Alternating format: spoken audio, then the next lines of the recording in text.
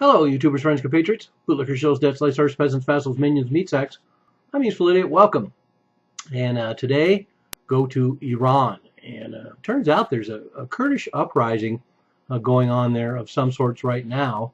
And when I did research on the story, it turns out a year ago there was also a fairly wide-scale uprising of the Kurds in Iran. And of course, the Kurdish question we never hear about is what's going on with the Kurdish in Iran. And the level of awareness has been raised globally about the Kurdish situation in Iraq, the Kurdish situation in Turkey, and the Kurdish situation in Syria.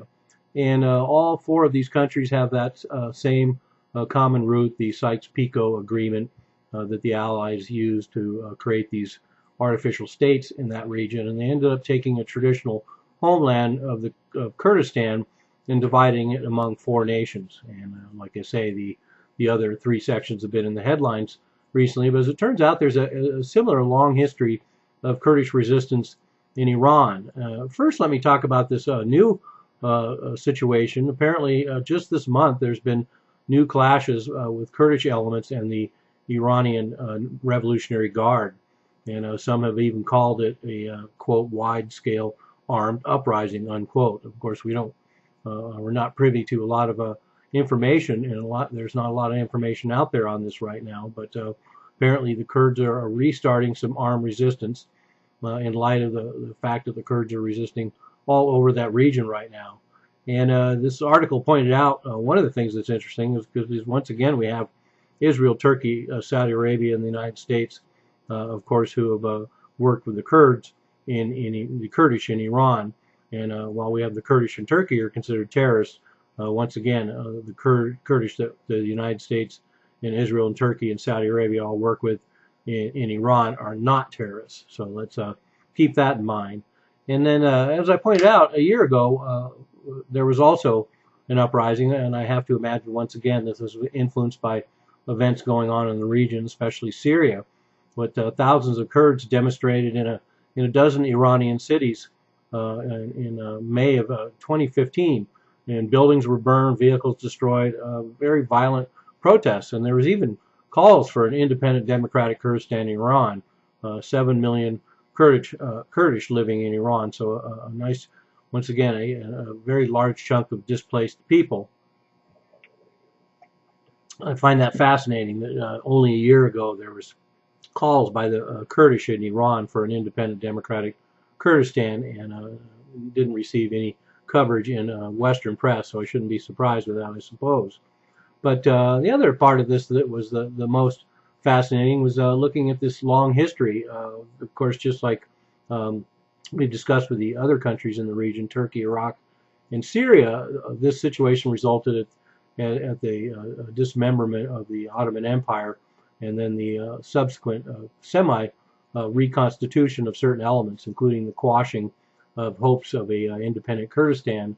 So in 1918 and 1922, at the tail end of World War I, we had the first Simcoe-Shikak revolt in Iran, and then in 1926, the second Simcoe-Shikak revolt in Iran of the Kurdish elements there. And then there was a lot of Kurdish challenges to state rule of Iran during World War II as well. And in 1945, the conflict was fueled by Russian support of the Kurds, who were working to extend their influence in the post-war era and during the Cold War. And there was an Iran crisis of 1946, right after World War II, as a matter of fact, that included, once again, an attempt to create an independent republic of Malabad, representing the Kurdish in Iran. Over 1,000 people died, and all the leaders were executed. And during the war, like I mentioned, there was from 1941 to 1944, there's a man named Hamad Rashid who led a revolt by the Kurdish in Iran. So, of course, he's a folk hero of the folk and political hero of the Kurdish in Iran. And then there was tribal uprisings in 1966 and 1967 that were inspired by the Iraqi Kurd war that was going on in Iraq in the early 60s. And so we see a continued pattern of these opportunities that are created for Kurdish resistance. And in the case of 66, 67, there was an Iraqi-Kurd war in Iraq, and they took advantage of it. And we find the same thing in 1979 and 1982. There was a violent Kurdish uprising against Saddam during the war with Iran. So as I've pointed out in other videos, we're always going to see these opportunities the Kurdish see to seek further autonomy and independence in these regions when there's a regular pattern of warfare and destruction in those regions. And we're certainly seeing that all over the area now.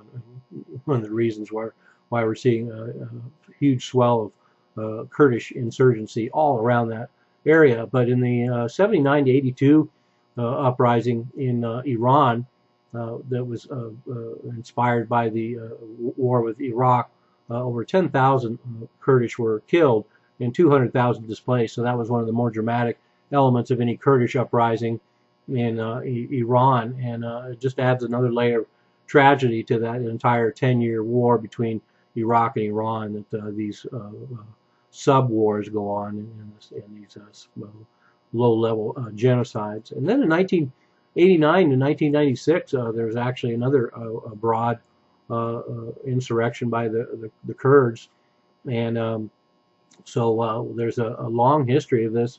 And so just the fact that we don't see anything about it in Western press is for a couple reasons. One, of course, is the fact that a lot of the same Western players and their Middle East co-conspirators are operating to foment this resistance in Iran, and then also the fact that it's just difficult to get information on what really is going on in Iran as far as the Kurdish insurgency.